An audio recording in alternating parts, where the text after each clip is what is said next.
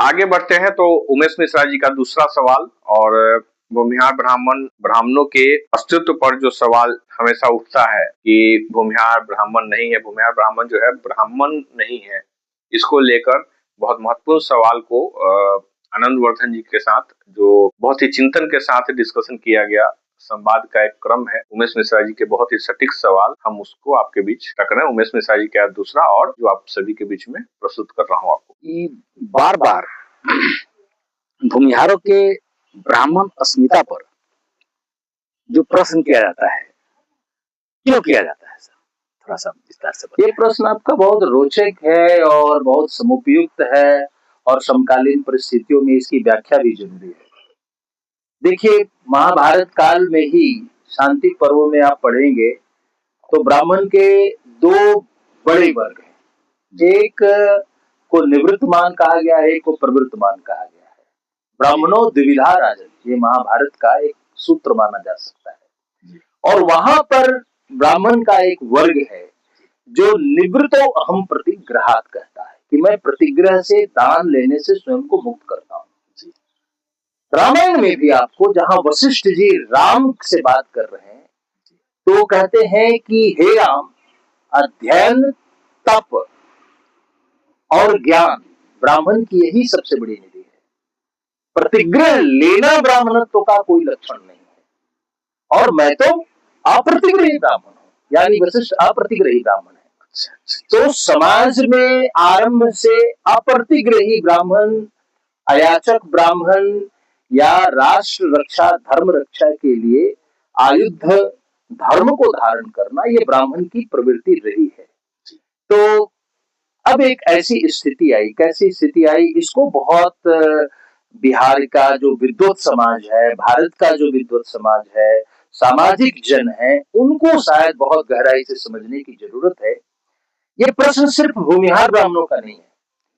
British काल में हर आयुधजीवी ब्राह्मण पर एक प्रश्न खड़ा किया गया, और ये प्रश्न खड़ा करने वाले केवल अंग्रेज नहीं थे, वैसे लोग भी थे जो धर्मागत पाखंड और कर्मकांड को बनाए रखने के पक्ष थे। और वो ये ब्रिटिश लोगों के पक्ष में क्यों थे, इसको भी समझने की आवश्यकता है। देखिए, भूमिहारों से पहले मैं रानी लक्ष्मीबाई का उदाहरण देता हूँ। रानी लक्ष्मीबाई का जो वंश था वह करहाड़े ब्राह्मण वंश था। यह वंश कृषि को आजीविका मानता था। यह वंश युद्ध और राजन्यक पदों की प्राप्ति, यानी सेनापतित्व की प्राप्ति, राजत्व की प्राप्ति, इसमें विश्वास रखता था। जब रानी लक्ष्मीबाई ने विद्रोह किया तो आखिर क्या कारण था? 1857 में विद्रोह हुआ। 1861 में अंग्रेजों ने सामान्य ब्राह्मण की जाति से लक्ष्मीबाई की जाति को अलग कर दिया। और जब ब्रिटिश रिपोर्ट में ये आया, जब कार्ल मार्क्स जैसा व्यक्ति बोला ये बात कि नाना Peshwa was the chief architect of the mutiny of 1857, 1857 की क्रांति का जो चीफ आर्किटेक्ट थे नाना पेशवा थे। नाना पेशवा क्षिति पावन थे। भूमिहार और क्षिति पावन में अविनाभाव संबंध है, कोई भेद नहीं है, क्षेत्र का भेद है, लेकिन भूमिहार ब्राह्मण जनसंख्या में क्षिति पावन है, क्षिति पावन जनसंख्या में भूमिहार है। तो नाना पेशवा के वंश के विरुद्ध भी बड़ी प्रतिक्रियाएं, न केवल प्रतिक्रियाएं, वहां भी कहानी गढ़ी गई कि वो तो यहूदी हैं, यानी भारत का व्यक्ति और ब्राह्मण तो वीर हो ही नहीं सकता है। ये क्षिति पावन ब्राह्मण के बारे में कहा जाता है कि वो यहूदी हैं, वो इजराइल से आए और भारत में आकर ब्राह्मण बन गए। आप जम्मू द्वीप के इतिहास को कलंकित कर रहे हैं ऐसा करके। एक दूसरी बात कही गई कि चिता की भूमि से कैवर्त खड़ा हुआ और उसने अपना धूल झाड़ के कहा कि मैं कैवर्त नहीं हूं, मैं ब्राह्मण हूं। तो चिता की भूमि से खड़ा हुआ था, इसलिए उसको चिति पावन कहा गया। अब ये मूढ़तापूर्ण बात है। भारत के विविध कोनों को देखिए आप, दक्षिण जाइए, आयंगर भूमि प्रबंधन से जुड़ा हुआ ब्राह्मण है। नियोगी कर्मांतिक भूमि प्रबंधन से जुड़ा हुआ ब्राह्मण है। पटवर्धन एवं मस्ताना ब्राह्मण, ये भूमि और सैन्य प्रबंध से जुड़ा हुआ ब्राह्मण है। महिहार भूमि और राजन्यक, भूमि की सेवा, भूमि को सस्य श्यामला बनाना, भूमि पर कृषि क्षेत्र का विस्तार करना, ये ब्राह्मण का दायित्व है। ये कृषि पराशर में उसके प्रथम 2-3 श्लोकों में स्थापित किया गया है कि कृषि एक विज्ञान है, ऋग्वेद में कृषि एक विज्ञान है और इस कृषि विज्ञान को ब्राह्मण ने ही विकसित करके दिया है, क्योंकि इसका संवर्धन तभी संभव है जब इसके प्रति एक वैज्ञानिक दृष्टि होगी। तो आप पंजाब जाएंगे तो वहां महिहार ब्राह्मण है, आप पश्चिमी उत्तर प्रदेश हरियाणा आएंगे तो वहां त्यागवीर ब्राह्मण है, यदि आप आसाम जाएंगे तो वहां पर लाचित बड़फुकन बड़फुकन गोगोई गो का यानी पृथ्वी के स्वामी ब्राह्मण है। आप बंगाल में आएंगे तो भादुरीय ब्राह्मण है, वागची लिखने वाले हैं, संथाल लोगों के गुरु जो हुए, जिनको हम सान्याल कहते हैं, संथाल लोगों के गुरु हुए, उनको दीक्षित किया धर्म में। तो एक बड़ा दायित्व निभाने वाला चक्रवर्ती, ये सभी देव शर्मा लिखते हैं, चक्रवर्ती, बागची, भादुड़िये, सान्याल, ये जो श्रेणी बंगाल में भी ब्राह्मणों की है, राढ़िये ब्राह्मणों में राय लिखते हैं, तो ये सभी एक प्रकार से भूमि प्रबंधन, भूम्याधिकारी ब्राह्मण कहते थे उनको बंगाल में, ये शब्द यहाँ प्रस्तावित रहा है। तो ये क्या हुआ, स्थिति क्या हुई कि किन किन लोगों ने अंग्रेजों के विरुद्ध लड़ाई की, उनका विरोध किया, ये जानना जरूरी है। अच्छा। सबसे पहली जो लड़ाई शुरू हुई वो बेतिया के राजा युगल किशोर की हुई, वो भूमिहार ब्राह्मण थे। उसके बाद चेत सिंह ने विद्रोह किया, फतेह बहादुर शाही ने विद्रोह किया, पीताम्बर सिंह ने विद्रोह किया, बंगाल में नंद कुमार राय को फांसी हुई, काशी में जगत सिंह ने को मुकदमे में फंसाया गया, वहां पर भवानी शंकर भूमिहार ब्राह्मण थे, उनको फांसी हुई, शिव प्रसन्न सिंह को पिंडरा में घेरकर अंग्रेजों के द्वारा मारा गया, बाबू मोती सिंह गिरी, इनको फांसी की सजा अंग्रेजों ने सुनाई। ये किस कुल में पैदा हुए थे? ये सभी भूमिहार ब्राह्मण आयुधजीवी कुल के थे। और जो बनारस का मुकदमा है जगत सिंह का, जगत सिंह पर ट्रायल क्यों हुआ? कोई चीज स्पष्ट रूप से अंग्रेज के सामने नहीं थी, फिर भी उन्होंने मुकदमा चला के दुनिया का पहला काला पानी दिया और कहा कि सेंट लुइना भेजो, नेपोलियन से पहले। तो महाराजा जगत सिंह ने कहा कि मैं ब्राह्मण हूं, मेरे ऊपर मुकदमा, मुझे फांसी नहीं दी जा सकती है। उनके वकील ने बात रखी तो काला पानी में वो सजा बदली गई और उन्होंने कहा तुम काला पानी में सजा बदलोगे, मैं ब्रह्म योग जानता हूं, मैं अपने सिर फाड़कर अपना प्राण निकाल सकता हूं, लेकिन मुझे किसी द्वीप पे नहीं भेजा जा सकता है। अंग्रेजों ने इस वर्ग की शक्ति और ताकत को देखा। 1764 से 1808 तक इस देश में दो शक्तियां लड़ी हैं, एक हमारे आदिवासी भाई लड़े झारखंड के क्षेत्र के, और एक भूमिहार ब्राह्मण लड़ा। जो आदिवासी सब अंग्रेज के खिलाफ लड़ा, जो जातियां हिंदू की अंग्रेजों के खिलाफ लड़ी, उनको उन्होंने क्रिमिनल कास्ट बना दिया। और दूसरा, भूमिहार ब्राह्मण को क्रिमिनल कास्ट नहीं बना सकते थे तो उन्होंने उसको निम्न और अधम बनाने की कोशिश की। इसमें एक पूरा षड्यंत्र है। वारन हेस्टिंग्स के विरुद्ध एक मुकदमा चलता है इंग्लैंड में, मुकदमा एडमंड बर्क ने चलाया और कहा कि इसने ब्राह्मणों का दमन किया है। अब ये देखिए उसमें कौन कौन से ब्राह्मण आ रहे हैं, ब्राह्मण नंद कुमार राय आ रहे हैं, ब्राह्मण उसमें फतेह बहादुर शाही आ रहे हैं, ब्राह्मण उसमें चेत सिंह आ रहे हैं। इनकी पहचान वर्तमान में क्या है? इनकी वर्तमान में पहचान भूमिहार ब्राह्मण है।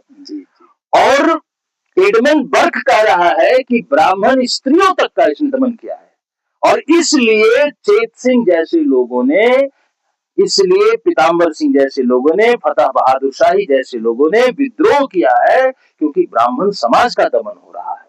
और यही फतेह बहादुर शाही 5010 नामी गिरी सन्यासियों को लेकर अंग्रेजों के लाइन बाजार पर हमला बोलता है, और कैप्टन लुकास से हैने से लेकर पोपहम सबके साथ बनारस अवध से लेकर पूरे बिहार, सारण में और बंगाल में एक आंदोलन चलता है। अंग्रेज ये पाते हैं कि जो बाबा भवानी सिंह ठाकुर थे वो भी आरा के सांकृत गोत्र के रहने वाले भूमिहार ब्राह्मण थे, जिनके ऊपर वंदे मातरम के अलावा जो उन्होंने देवी चौधरानी पुस्तक लिखी है उसके नायक भवानी सिंह ठाकुर इसी भूमिहार ब्राह्मण कुल के थे। और थावे की जो का जो मंदिर था, जहां से देवी की मूर्ति को धारण करने के बाद बंदो माता भवानी का नारा भूमिहार ब्राह्मणों ने दिया। कालांतर में एक भूमिहार ब्राह्मण शासक योगेंद्र नारायण राय थे लाल गोला के, उनके दरबार में ही रह के बंकिम चंद्र चटर्जी ने पूरा का पूरा आनंद मठ लिखा था। तो भूमिहार ब्राह्मण अंग्रेजों के जो विरुद्ध था और जो केस एडमंड का आया तो वहां जरूरत क्या थी ये जानना लॉ के दृष्टिकोण से भी बड़ा जरूरत है, उसकी आवश्यकता है इसको समझने की कि एडमंड बर्ग कह रहा था तुमने ब्राह्मण को दमन किया, और जो वारन सिंह का वकील था वो कह रहा था कि ब्राह्मण का काम भिक्षाटन करना है, ब्राह्मण का काम पूजा करना है, ब्राह्मण का काम याचना करना है, उसकी आजीविका न कृषि है, न वो राज शासक हो सकता है, न वो सेनापति हो सकता है, और इसलिए जो सेनापति है, राजा है, शासक है, सामंत है, वो ब्राह्मण है ही नहीं। इसके लिए उसने जोनाथन डंकन एक व्यक्ति को बनारस भेजा जी। और जोनाथन डंकन ने सबसे पहले उन लोगों की खोज की है, वो कौन लोग थे जब काशी का राजा ब्रिटिश सत्ता के खिलाफ लड़ रहा था, जब बाबू मनियार सिंह, रामरथ सिंह जैसे योद्धा, जब राय राजवल्लभ जैसे लोग, बाबू बेचू सिंह, पंडित बेचू सिंह जैसे लोग, ये भूमिहार ब्राह्मण जाति से थे, अंग्रेजों के खिलाफ लड़ रहे थे, उसी बनारस में एक वर्ग था जो अंग्रेजों के साथ था और अभवदास के बगीचे में न केवल वाराणसी की रक्षा करने को तत्पर था, बनारस से कैसे निकला जाए वो रास्ता भी बताने वाला था। तो अंग्रेज जोनाथन डंकन ने समझाया कि जो शस्त्र धारण करता है उसका वर्ण तो क्षत्रिय होता है, जो खेती करता है उसका वर्ण वैश्य होता है, तुम इस सिद्धांत के अनुसार जो राजन्यक ब्राह्मण है, जो सामंत ब्राह्मण है, उसको तुम अब्राह्मण घोषित कर दो। और इसका फायदा क्या था कि कोर्ट में जो पेश होता इंग्लैंड में तो लिखा जाता कि वाराणसी ने ब्राह्मण का दमन नहीं किया है। यही खेल खेला गया कि जो विद्रोही ब्राह्मण थे, आयुधजीवी ब्राह्मण थे, उनके विरुद्ध ब्राह्मण वर्ग को ही खड़ा करने की चेष्टा हुई। एक दूसरा कारण है, आजादी के पूर्व दो बात लोगों को जानना जरूरी है, एक महर्षि ऋषि प्रवर दयानंद सरस्वती और दूसरे लाला लाजपत राय। इन दोनों ने भूमिहार ब्राह्मणों के बारे में क्या कहा है? इन दोनों ने कहा कि उत्तर भारत में सर्वाधिक मठ मंदिर जो है वो भूमिहार ब्राह्मणों के पास है। तो ये क्या आप ब्राह्मण होने के कारण आ गया था? आप उदाहरण लिखिए, चौरौत मठ है, आप पातेपुर मठ है, पतेड़ मठ है, जलगोविंद मठ है, सारे प्राचीन मठ, पूरी अयोध्या टिकारी राजा की बसाई हुई थी, भूमिहार ब्राह्मणों के मठ थे वहां। वृंदावन भूमिहार ब्राह्मण का बसाया हुआ था, ऋषिकेश टिकारी की रानी का बसाया हुआ था। तो ये जो क्षेत्र जो बसाए गए और यहाँ इनके सबसे अधिक मठ मंदिर थे, कुछ लोगों के मन में आया कि यदि हम भूमिहार ब्राह्मणों को अब्राह्मण, गैर ब्राह्मण साबित करेंगे तो मठ और मंदिर पर हमारा कब्जा हो जाएगा। तो पहली राजनीति का संबंध वाराणसी से है, दूसरी राजनीति का संबंध है मठ मंदिर के जमीन को कब्जा करना, और तीसरी भी एक बात है, कार्नवालिस बंदोबस्त के बाद जमीनी व्यवस्था में बहुत परिवर्तन आए। धीरे धीरे भूमिहार ब्राह्मणों का एक वर्ग गरीब होने लगा। तो जब गरीब होने लगा तो आजीविका के लिए कहाँ जाता? तो ब्राह्मण होने के कारण वापस कर्मकांड कराने की सोचता। जब वो कर्मकांड की ओर वापस होने लगा तो उन लोगों ने ही विरोध कर दिया जिनको कि भूमिहार ब्राह्मणों ने कर्मकांड सौंपा था। अब ये पूरा उदाहरण आपको मिलेगा, बक्सर जो जिला है जहां से बिहार शुरू होता है, वहां से लेकर गया जिला और अन्य जगहों पर सकल द्वीपी ब्राह्मण को, क्रौंच द्वीपी ब्राह्मण को, आज से 300 साल पहले, कानिकुब्जों का तो मूल क्षेत्र है नहीं मगध, उनको पौरोहित्य किनसे मिला? भूमिहार ब्राह्मणों से मिला। सकद्वीपियों को वैद्यालयों में किसने स्थापित किया था? भूमिहार ब्राह्मणों ने स्थापित किया था। क्रौंच द्वीप तो पादमेरु पामीर के पास है, वहां से आए लोगों को भी भूमिहार ब्राह्मणों ने ब्राह्मण की मान्यता दी थी। गिरि और गोस्वामी जो ब्राह्मण थे, आप इनके जो चतुर्दिक बसावट थी या इनकी सेना में सम्मिलित हुए, बनारस राजा ने सबसे बड़ा संरक्षक दशनामी गिरि ब्राह्मणों का, गोस्वामी ब्राह्मणों का बनारस राजा थे, उनके साथ उनके बहुत अच्छे संबंध थे।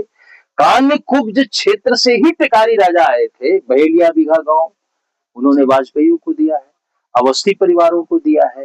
तो मगध, आप यदि मगध के गांव में जाएंगे तो बहुत सारे गांव हैं, मेन गांव है, मंझार गांव है, वहां जो कानिकुब्ज ब्राह्मण है वो भूमिहार ब्राह्मणों ने उनको बसाने का काम किया है।